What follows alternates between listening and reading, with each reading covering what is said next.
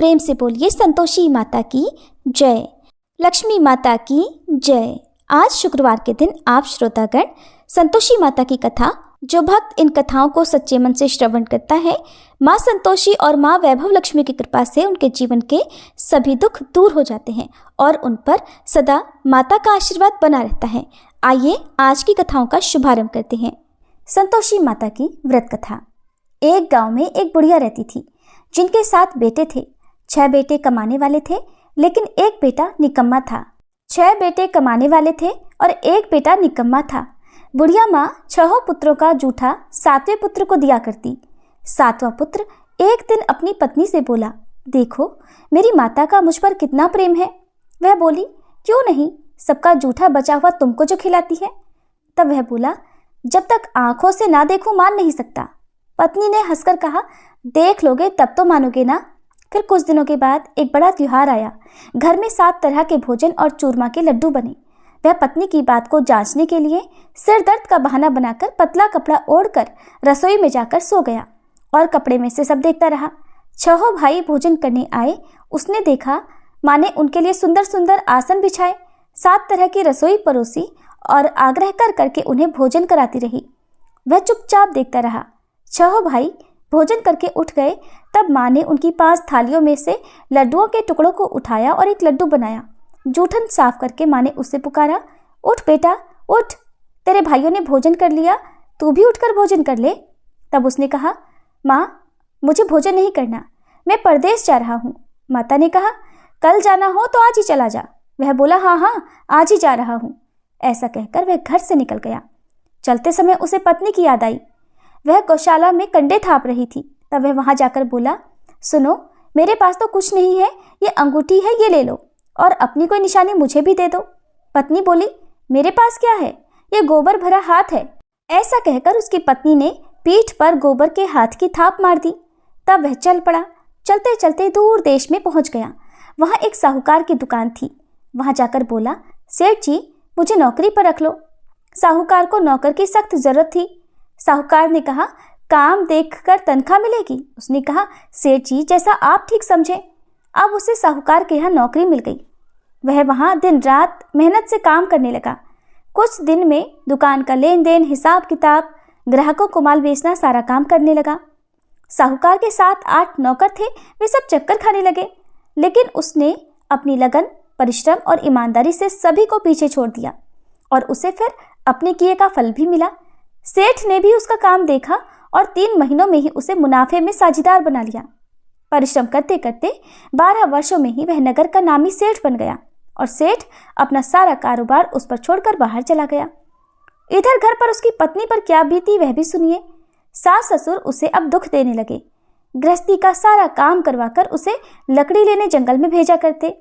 इस बीच घर की रोटियों के आटे से जो भूसी निकलती, उसकी रोटी बनाकर रख दी जाती और फूटे नारियल की नरेली में पानी दिया जाता। इस तरह उसके दिन बीतते रहे। एक दिन जब वह जंगल में लकड़ी लेने जा रही थी, तब उसे रास्ते में बहुत सी स्त्रियां संतोषी माता का व्रत करती दिखाई दी। वह वहां खड़ी होकर पूछने लगी, बहनों ये तुम किस देवी या देवता का व्रत कर रही हो और इसके करने से क्या फल मिलता है? इस व्रत के करने की क्या विधि है? यदि तुम अपने इस व्रत का विधान मुझे समझाकर कहोगी तो मैं तुम्हारा बड़ा एहसान मानूंगी। उनमें से एक स्त्री बोली, सुनो ये संतोषी माता का व्रत है। इसके करने से निर्धनता और दरिद्रता का नाश होता है, लक्ष्मी आती है, मन की चिंताएं दूर होती हैं, मन को प्रसन्नता और शांति मिलती है, निपुति को पुत्र मिलता है, पति बाहर गया हो तो वह शीघ्र लौट आता है, कुमारी कन्या को मनपसंद वर मिलता है, चलता मुकदमा खत्म हो जाता है, कलह क्लेश की स्थिति हो तो मुख शांति होती है, घर में धन जमा हो, धन जायदाद का लाभ होता है, और भी जो कुछ भी मन में हो, जो कुछ भी कामना हो, सब संतोषी माता की कृपा से पूरी हो जाती है, इसमें संदेह नहीं। तब वह पूछने लगी, ये व्रत कैसे किया जाता है, ये भी बताओ तो बड़ी कृपा होगी। वह स्त्री कहने लगी, बहन बिना परेशानी, श्रद्धा और प्रेम से जितना भी बन सके प्रसाद लेना। 5.25 पैसे से 5.25 आने या फिर इससे भी ज्यादा शक्ति और भक्ति के अनुसार गुड़ और चना लेना। हर शुक्रवार को निराहार रहकर कथा कहना सुनना। इसके बीच में क्रम टूटना नहीं चाहिए। लगातार नियम का पालन करना। सुनने वाला कोई ना मिले तो घी का दीपक जलाकर उसके आगे जल से भरा हुआ पात्र रखकर कथा कहना, परंतु नियम नहीं टूटना चाहिए। जब तक कार्य सिद्ध न हो नियम पालन करना और कार्य सिद्ध हो जाने पर व्रत का उद्यापन करना। 3 मास में ही माता पूरा फल प्रदान करती हैं। यदि किसी के ग्रह खोटे हों तब भी माता 1 वर्ष में अवश्य उनको अनुकूल करती हैं। कार्य सिद्ध होने पर ही उद्यापन करना चाहिए, बीच में नहीं। उद्यापन में 2.5 सेर आटे का खाजा और इसी अनुसार खीर और चने का साग बनाना, 8 बच्चों को भोजन कराना, जहाँ तक मिले देवर, जेठ, भाई बंधु या कुटुंब के लड़के लेना, ना मिले तो रिश्तेदारों और पड़ोसियों के लड़के बुलाना, उन्हें भोजन कराकर यथाशक्ति दक्षिणा देकर माता का नियम पूरा करना। ध्यान रखना उस दिन घर में कोई खटाई न खाए। ये सुनकर वह वहां से चल पड़ी। रास्ते में लकड़ी के गट्ठर को उसने बेच दिया और उन पैसों में गुड़ चना लेकर माता के व्रत की तैयारी कर आगे चली। रास्ते में संतोषी माता के मंदिर में जाकर वह माता के चरणों में लेट गई और विनती करने लगी, माँ, मैं दीन हूँ, निपट मूर्ख हूँ, व्रत के कोई भी नियम नहीं जानती हूँ, मैं बहुत दुखी हूँ। हे माता, मेरा दुख दूर करो, मैं तुम्हारी शरण में हूँ। संतोषी माता को उस पर दया आ गई। एक शुक्रवार बीता कि दूसरे शुक्रवार को ही उसके पति का पत्र आया और तीसरे शुक्रवार को उसका भेजा हुआ पैसा भी आ पहुंचा। अब तो ये देखकर जिठानी मुंह सिकोड़ने लगी, इतने दिनों बाद पैसा आया, इसमें क्या बढ़ाई है। लड़के ताने देने लगे, काकी के पास तो पत्र आने लगे, रुपया आने लगा, अब तो काकी की खूब खातिर बढ़ेगी और अब तो काकी बुलाने से भी नहीं बोलेगी। बेचारी सरलता से कहती कि भैया पत्र आए, रुपया आए तो हम सबके लिए ही तो अच्छा है। ऐसा कहकर आंखों में आंसू भरकर संतोषी माता के मंदिर में जाकर वह मातेश्वरी के चरणों में गिरकर रोने लगी। कहने लगी, माँ, मैंने तुमसे पैसा तो नहीं मांगा, मुझे पैसे से क्या काम, मुझे तो अपने सुहाग से काम है। माँ, मैं तो अपने स्वामी के दर्शन और सेवा मांगती हूँ। तब माता ने प्रसन्न होकर कहा कि जा बेटी, तेरा स्वामी भी जल्दी आएगा। ये सुनकर खुशी से बावली होकर वह घर आकर काम करने लगी। अब संतोषी माता विचार करने लगी कि इस भोली भाली पुत्री से मैंने कह तो दिया कि तेरा पति शीघ्र आएगा, पर आएगा कहाँ से? वो तो इसे स्वप्न में भी याद नहीं करता। उसे इसकी याद दिलाने तो अब मुझे ही जाना पड़ेगा। संतोषी माता ने उस बुढ़िया के बेटे को स्वप्न में समझाया, पुत्र, तेरी पत्नी कष्ट उठा रही है। तब वह बोला, माँ, ये तो मुझे भी पता है, लेकिन क्या करूँ, वहाँ कैसे जाऊँ? परदेश की बात है, लेन देन का सारा हिसाब किताब है और कोई जाने का रास्ता भी नजर नहीं आता। आप ही कोई राह दिखाइए कि मैं वहाँ कैसे जाऊँ। तब संतोषी माता कहने लगी, सवेरे नहा धोकर संतोषी माता का नाम ले, घी का दीपक जलाकर दंडवत कर और दुकान पर जाकर बैठना। देखते देखते तेरा लेन देन सब चुक जाएगा और जमा माल बिक जाएगा। सांझ होते होते धन का ढेर लग जाएगा। अब तो वह अगले दिन सुबह बहुत जल्दी उठा। उसने अपने मित्रों परिचितों से स्वप्न में माता द्वारा कही गई बात कह सुनाई। वे सब उसकी बात सुनकर उसकी खिल्ली उड़ाने लगे। कहने लगे, कहीं कभी सपने की बात भी सच्ची होती है क्या? लेकिन उनमें एक बूढ़ा व्यक्ति बहुत समझदार था। वह बोला, देखो भाई, मेरी बात मानो, इस तरह सच या झूठ कहने के बदले देवता ने जैसा कहा है वैसा ही करना, तेरा क्या जाता है। अब बूढ़े व्यक्ति की बात मानकर नहा धोकर उसने संतोषी माता को प्रणाम किया, फिर घी का दीपक जलाकर दुकान पर जा बैठा और जैसा संतोषी माता ने कहा वैसा ही हुआ। शाम तक धन का ढेर लग गया। वह हैरान हो गया। मन में संतोषी माता का नाम लेकर प्रसन्न होकर घर जाने के लिए गहने, कपड़े और सामान खरीदने लगा। सब काम से निपट कर वह अपने घर को रवाना हुआ। उधर उसकी पत्नी जंगल में लकड़ी लेने गई थी। लौटते समय थक जाने के कारण वह संतोषी माता के मंदिर पर विश्राम करने बैठ गई। ये तो उसका रोज रुकने का स्थान था। तब धूल उड़ती देखकर उसने माता से पूछा, हे माते, ये धूल कैसे उड़ रही है? संतोषी माता ने कहा, पुत्री, ये देख, तेरा पति आ रहा है। अब तू ऐसा कर, लकड़ियों के 3 बोझ बना, एक नदी के किनारे रख, दूसरा मेरे मंदिर पर और तीसरा अपने सिर पर रख। तेरे पति को लकड़ी का गट्ठर देखकर मोह पैदा होगा। ये वहां पर रुकेगा, नाश्ता पानी करके माँ से मिलने जाएगा। तो लकड़ी का गट्ठर उठाकर जाना और बीच चौक में गट्ठर डालकर 3 आवाजें जोर से लगाना, लो सासू जी, लकड़ियों का गट्ठर लो, भूसी की रोटी दो, नारियल के खोपरे में पानी दो, और आज कौन मेहमान आया है? संतोषी माता की बात सुनकर वह बहुत अच्छा माँ कहकर प्रसन्न मन से लकड़ियों के 3 गट्ठर बना लाई। एक नदी के तट पर, दूसरा माता के मंदिर पर रखा। इतने में ही मुसाफिर वहां आ पहुंचा। सूखी लकड़ी देखकर उसको इच्छा हुई कि अब यहीं विश्राम कर ले और भोजन बनाकर खा पीकर फिर गांव को चले। इस प्रकार भोजन करके विश्राम कर वह अपने गांव में आ गया। उसी समय बहू सिर पर लकड़ी का गट्ठर लिए आई। उसने गट्ठर को आंगन में डाला, जोर से 3 आवाजें लगाई। लो सासू जी, लकड़ी का गट्ठर लो, भूसी की रोटी दो, नारियल के खोपरे में पानी दो, आज कौन मेहमान आया है? ये सुनकर सास ने अपने दिए हुए कष्टों को भुलाने के लिए कहा, बहू तू ऐसा क्यों कह रही है? तेरा पति ही तो आया है।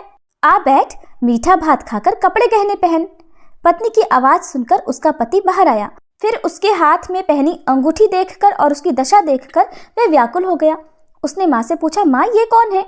माँ बोली, बेटा तेरी ही तो पत्नी है। आज 12 वर्ष हो गए हैं, जब से तू गया है तब से सारे गांव में जानवर की तरह भटकती फिरती है, काम काज कुछ करती नहीं, 4 समय आकर खा जाती है। अब मुझे देखकर भूसी की रोटी और नारियल के खोपरे में पानी मांगती है। तब वह बोला, माँ मैंने इसे भी देखा है और तुम्हें भी, मुझे दूसरे घर की चाबी दो, मैं उसमें रहूंगा। माँ ने कहा, ठीक है बेटा, जैसी तेरी मर्जी। ऐसा कहकर माँ ने चाबी का गुच्छा बेटे के सामने रख दिया। उसने दूसरे घर को खोलकर सारा सामान जमाया। एक ही दिन में वहां राजा के महल जैसा ठाट बाट हो गया। अब क्या था, वह सुख भोगने लगी। अगला शुक्रवार उसने अपने पति से कहा कि सुनो, मुझे संतोषी माता का उद्यापन करना है। पति बोला, बहुत अच्छा, खुशी से कर लो। अब वह उद्यापन की तैयारी करने लगी। जेठ के लड़कों को भोजन के लिए कहने गई। उन्होंने मंजूर किया, परंतु पीछे से जेठानी ने अपने बच्चों को सिखलाया, देखो रे, भोजन के समय सब लोग खटाई मांगना, जिससे उसका उद्यापन पूरा ना हो। अब लड़के भोजन करने आए। खीर पेट भरकर खाई, लेकिन माँ की बात याद आते ही कहने लगे, चाची हमें कुछ खटाई खाने को दो, खीर खाना हमें बिल्कुल अच्छा नहीं लगता। और लड़के उठ खड़े हुए, फिर बोले, पैसे लाओ। भोली भाली बहू कुछ भी नहीं जानती थी, उसने उन लड़कों को पैसे दे दिए। लड़कों ने बाजार जाकर उन पैसों से इमली खरीदी और खाई। ये सब देखकर अब बहू पर संतोषी माता का कोप हुआ। राजा के दूत उसके पति को पकड़कर ले गए। जिठानी कहने लगी, अब सब पता चल जाएगा जब जेल की रोटी खाएगा। बहू से ये वचन सहन नहीं हुए। वह संतोषी माता के मंदिर में गई और कहने लगी, माता ये आपने क्या किया? हंसाकर आप मुझे क्यों रुलाने लगी? संतोषी माता बोली, पुत्री तूने मेरा व्रत भंग किया है, इतनी जल्दी सारी बातें भुला दी।